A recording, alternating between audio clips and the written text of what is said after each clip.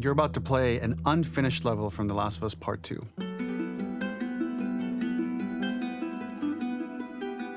The reason we added this section is there are a few sequences, and we picked the 3 of the best ones, that we cut from the game. Often we build a game that's much bigger than what ends up being the final product. They were months away from being finished, but we wanted to give you an insight of what it's like when we built the game, because often we have this whole thing constructed and it doesn't have final art or audio or dialogue. And here you get to see the building blocks of what it's like when we first string a bunch of these levels together. This is the intro to the first deleted level, and this one is the roughest of the 3. We wanted to show more of how Jackson operates. So this is the festival where Ellie ultimately kisses Dina. This sequence would have come very late in the game as a flashback sequence while you're in the farm with Dina. And we wanted to show what is the rest of Jackson doing, and wanted to put on the stick, make it interactive. So you could see when you're outside, there are all these almost like carnival games that you can play. You could mix drinks, you could play with these kids that are playing a sort of clicker Marco Polo, sit down and listen to conversations. And all the different interactions were first or second pass, very, very early passes. The building blocks are there, but nothing is final. And ultimately, while we were very excited by the sequence, it's pretty fun and lighthearted. It just slowed things too much as we're barreling towards the end of the story at this point. So again, reminder, rough, missing audio, missing animation, missing gameplay tweaks, missing dialogue, but pretty representative of what it would have been. So enjoy.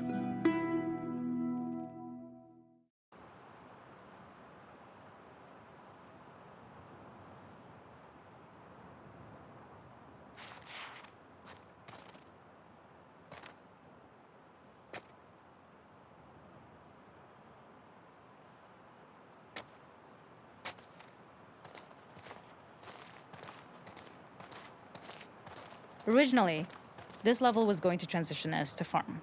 We would go all the way through to the dance, where Ellie and Dina share their first kiss.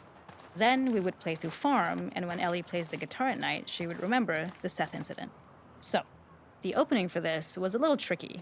We needed it to match at least a little what you might expect emotionally coming from prior beats, because we were already purposefully disorienting you in time and space. Remember, you just came from this huge fight.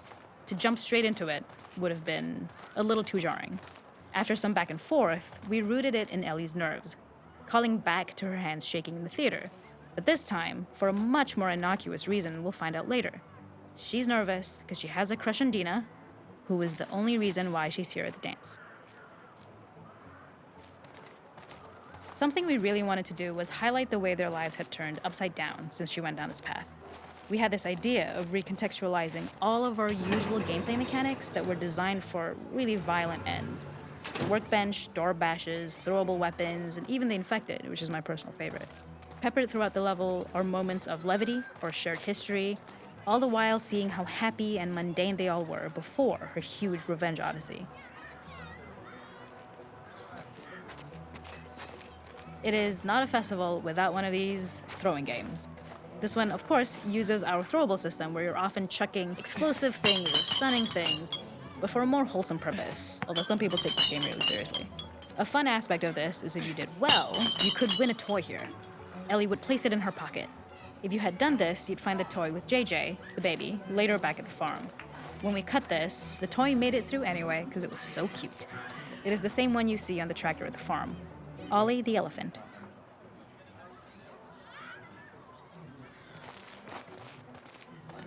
This is one of my favorite sections because I think that it achieves both the slice-of-life aspect of Jackson while also being a stark reminder of how dark the world that they live in really, really is.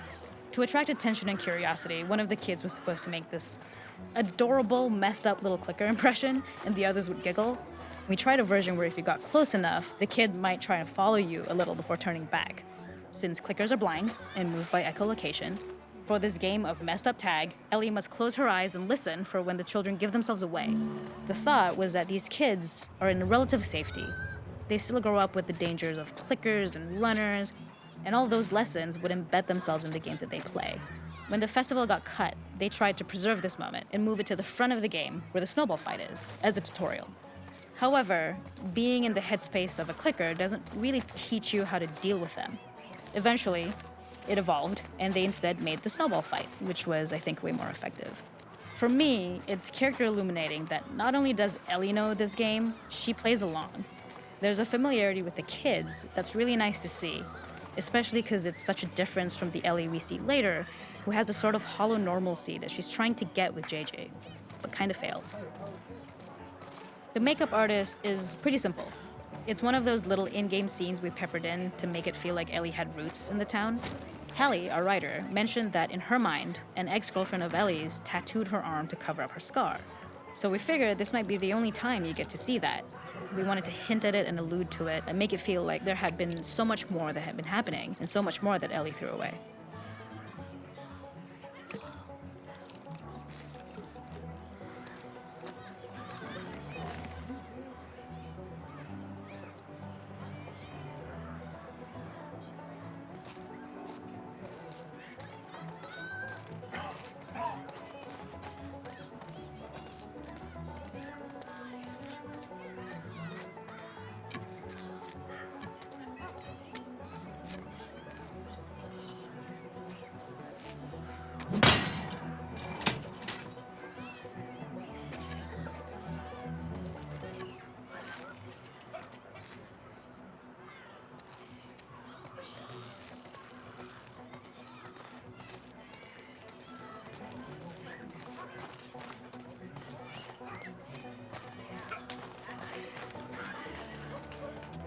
We use our workbench a lot to make a lot of things that kill and maim and hurt people.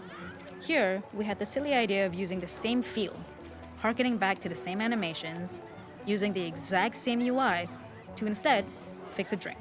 Like the workbench, you could pick your base, and then you could add something to it. And at the time, we had some different reactions from Ellie based on how strong you chose to make the drink.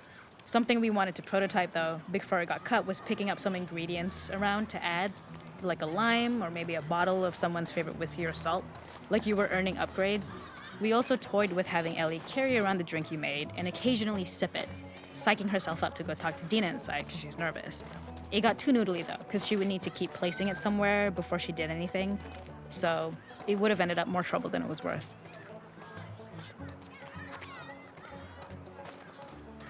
There's a hidden spot at the back that was just a bit of fun.